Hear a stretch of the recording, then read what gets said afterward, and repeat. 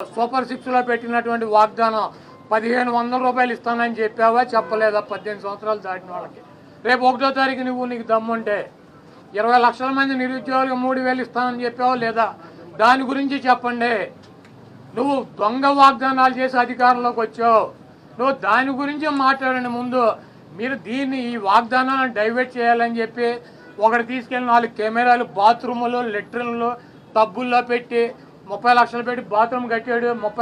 జగన్మోహన్ రెడ్డి గారు ఇల్లు అది. జగన్మోహన్ రెడ్డి గారు ఎప్పుడన్నా ప్రభుత్వ కార్యాలయాలు ఉన్నాడా?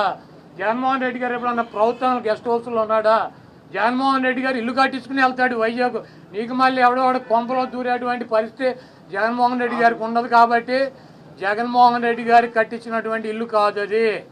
అది టూరిజం సంస్థ ద్వారా టూరిజానికి సంబంధించి కట్టించినటువంటి 7 బ్లాకులు వాటిని కట్టారు.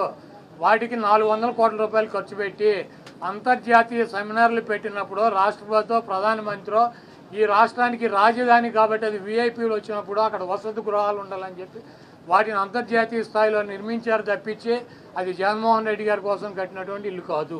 ఫర్నిచర్కి సంబంధించి ఫర్నిచర్ అంతా ప్రభుత్వం ఫర్నిచర్ అంతా కూడా వాడుకుంటున్నారు. ఫర్నిచర్ దొంగ అంటూ కూడా టీడీపీ నేతలు కోడేశ్వర ప్రసాద్ గారు అసెంబ్లీలో ఉండాల్సినటువంటి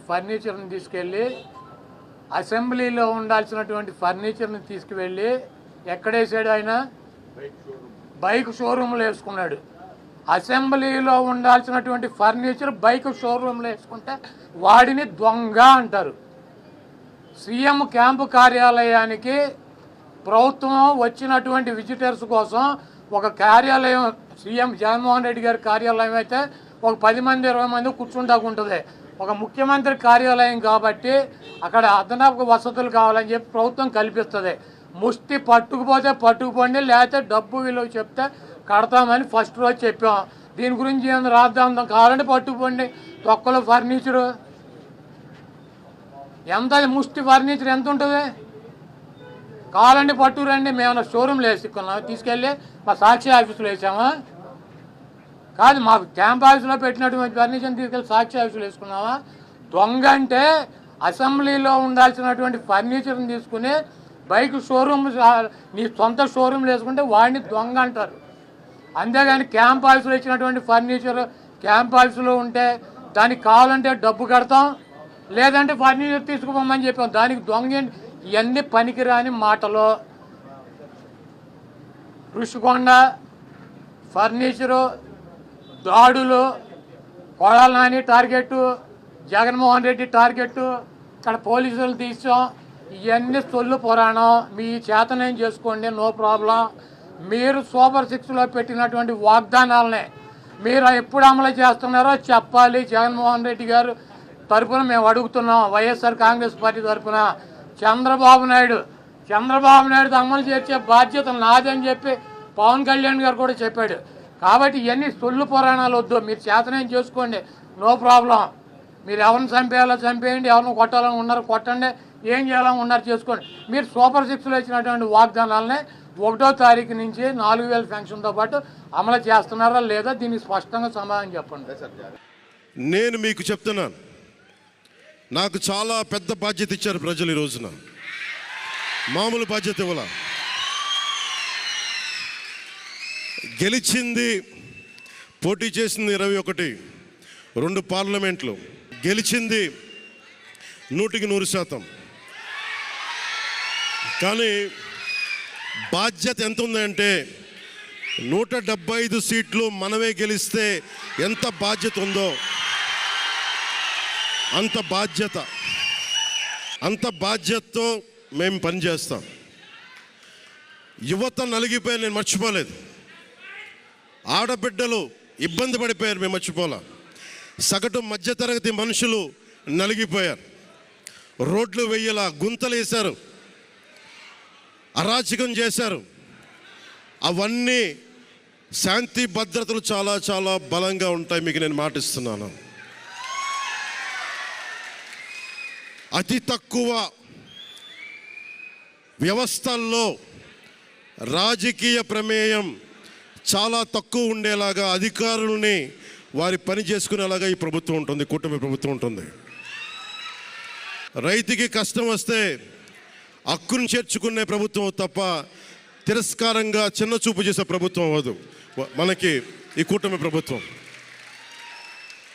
నాకు రాజకీయాలు డబ్బు అవసరం లేదు. నేను మీకు మళ్ళీ చెప్తున్నాను మీకు, నేను డబ్బుల కోసం పేరు కోసం రాజకీయాల్లోకి రాలేదు. మీలాగా నలిగిపోతారు చూసారా ప్రతి ఒక్కళ్ళు.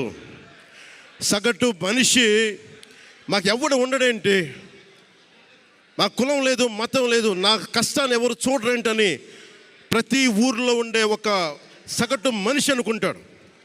ఆ మనిషి కష్టాలు నేను చూసిన వాడిని.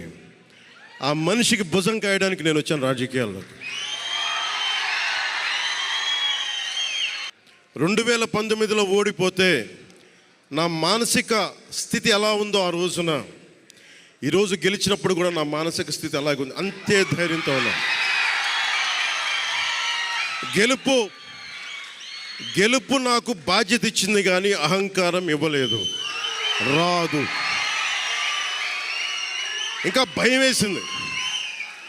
అందరూ నాకు శుభాకాంక్షలు తెలియజేస్తూ ఉంటే నాకు భయం వేసింది.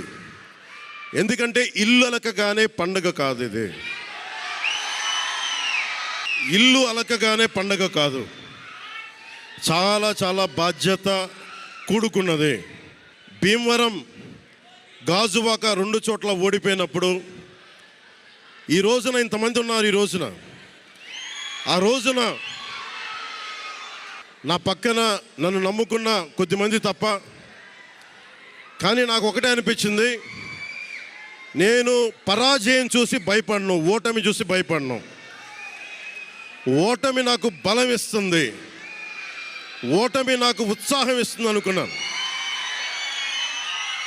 దేనికి అంటే నేను ఒకటే నమ్మాను. చిన్నప్పుడు తిరుపతిలో యోగా నేర్చుకుంటున్నప్పుడు ఒకటే నమ్మాను, ధర్మో రక్షితి రక్షిత అని. నువ్వు ధర్మాన్ని నమ్మితే ధర్మం రక్షిస్తుంది అని. ఎప్పుడో ఒక 30 సంవత్సరాలు ఇంకా ముందే 18-19 ఏళ్ళప్పుడు చదివితే ఈ రోజున ధర్మం కోసం నిలబడ్డాం. ధర్మం కోసం నిలబడితే ధర్మం ఈరోజు మనంటే నిలబడింది. అందుకని మనస్ఫూర్తిగా ఏ శక్తి అయితే కనిపించని ఆ పరాశక్తి, కనిపించని ఆ దేవుళ్ళందరికీ కూడా ఈరోజు నేను కృతజ్ఞతలు తెలియజేసుకుంటాను. మనస్ఫూర్తిగా మీ అందరికీ,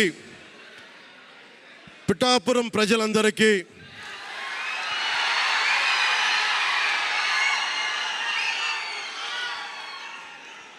మీరు పిఠాపురం పురజనులకి, పెద్దలకి,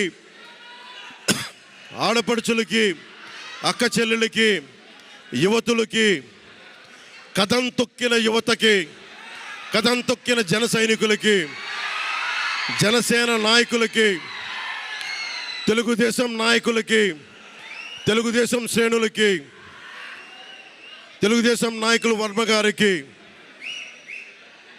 వారందరికీ కూడా నా ప్రత్యేక కృతజ్ఞతలు తెలియజేసుకుంటా ఉన్నాను. మీరు పిఠాపురంలో పవన్ కళ్యాణ్ గెలిపించలేదు. కేవలం పిఠాపురం ప్రజలు పవన్ కళ్యాణ్ ఒక్కడిని గెలిపించలేదు, 5 కోట్ల మంది ప్రజల్ని గెలిపించారు మీరు.